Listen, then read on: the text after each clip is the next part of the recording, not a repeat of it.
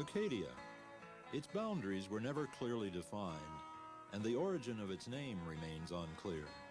But its story has been immortalized in literature, a story of settlement, war, expulsion, and return. Sieur de Monts was commissioned in 1604 to establish the fur trade in Acadia. De Monts chose Ile-Saint-Croix as the site of the first settlement. Assisted by Poutrincourt and Champlain, he brought with him soldiers, colonists, and craftsmen. 35 did not survive the first winter. With the return of spring, the survivors crossed the bay and chose a better site, Port Royal. However, the location of this new settlement was to make it vulnerable to attack and conquest by the British for the next 100 years. Samuel Argall led the first attack in 1613.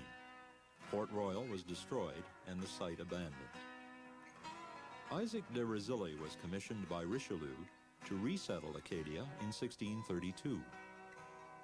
Following de Razilly's death just 3 years later, a violent feud broke out between D'Aulnay, his successor, and Latour, a fur merchant and rival contender for leadership.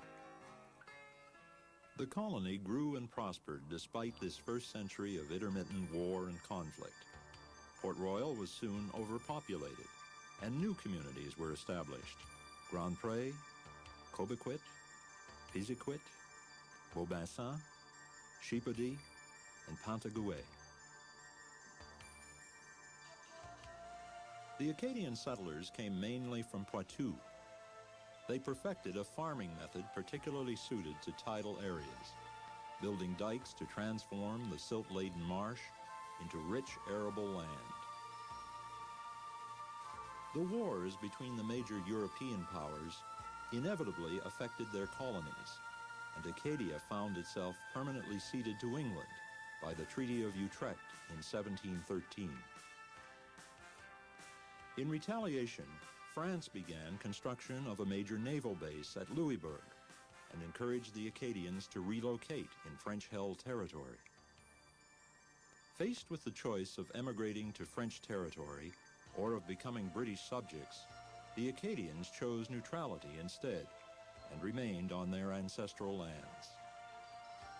The British authorities, however, refused to issue new land grants to Acadians and attempted to repossess as many land titles as they could. These they offered to the many British colonists wishing to settle in the area, recently renamed Nova Scotia. Halifax had been established as a British naval facility to offset the power of Louisbourg. It was now also the seat of government, a government increasingly hostile toward the Acadian population. In 1749, an oath of allegiance was required of all Acadians. Refusal meant confiscation of their lands. Those who chose to emigrate could neither sell nor take their belongings with them. Firm in their position of neutrality, most Acadians refused to take the oath. Rumors of expulsion began to circulate. In 1755, Lieutenant Governor Charles Lawrence put into action a detailed plan for the expulsion of the Acadians and the redistribution of their lands to British settlers. The unthinkable had become reality: deportation. 5,000 fled toward Louisbourg, Ile-Saint-Jean, New Brunswick, and Quebec. Over the next 7 years, 7,000 were deported, most of them to the New England colonies, to France, and to England. In 1758, the fortress of Louisbourg fell to the English, and those Acadians who had taken refuge on Ile Royale and Ile-Saint-Jean were deported to France. With the capture of Quebec 1 year later, France's continental empire collapsed. The Treaty of Paris ended the 7 Years' War in 1763 and initiated a major migration homeward among those Acadians who had eluded deportation.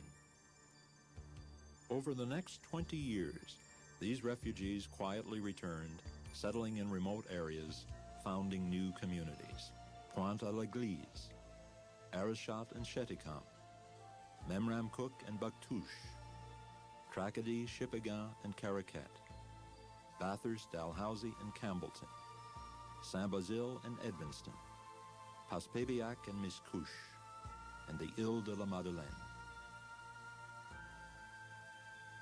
By the beginning of the 19th century, they were a forgotten people, living on the fringes of maritime society in isolated villages, fired by one ambition: survival. This century was to be the golden age of maritime Canada, but it would make little difference to the average Acadian. The church provided leadership during these early years.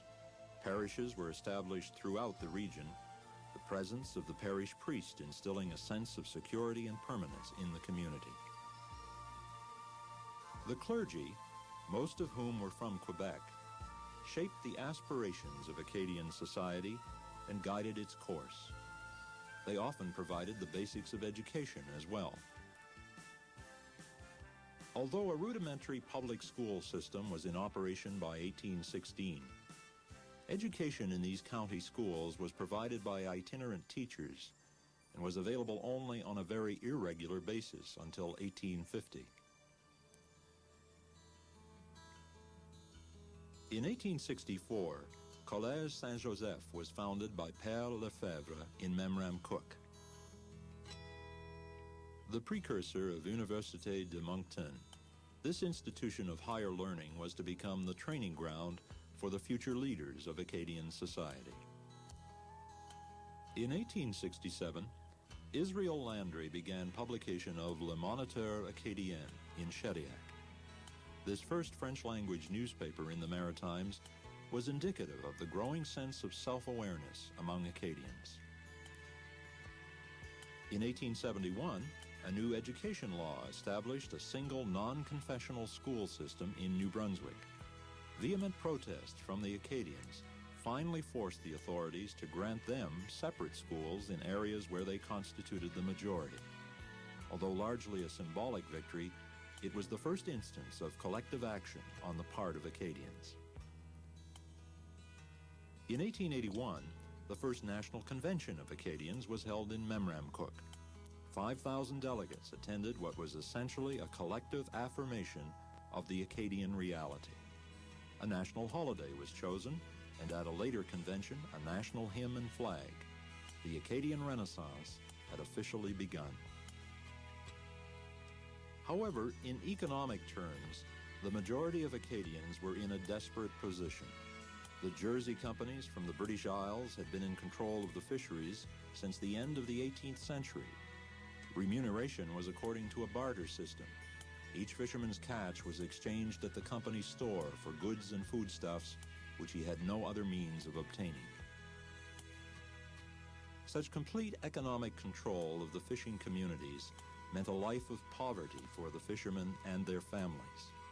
Until 1939, Acadians lacked the financial resources necessary for major collective action. At the beginning of the 20th century, the goal of an independent collective economy became a major priority. Food, fishing, and agricultural cooperatives were organized. Credit unions were set up, their success resulting in the establishment of a federation of Caisse Populaire Acadienne in 1945. The first steps towards a better future had been taken. Long ago, in 1847, when Longfellow wrote his epic poem Evangeline, he gave the world a first history of the Acadian people. Although based on imaginary characters, it told a true story of a people's suffering. Throughout their often difficult history, Acadians have strived to maintain their unique identity. The Acadian Historical Village, spanning the years from 1780 to 1890, gives testimony to their efforts and perseverance. We bid you welcome to this, the land of Acadia.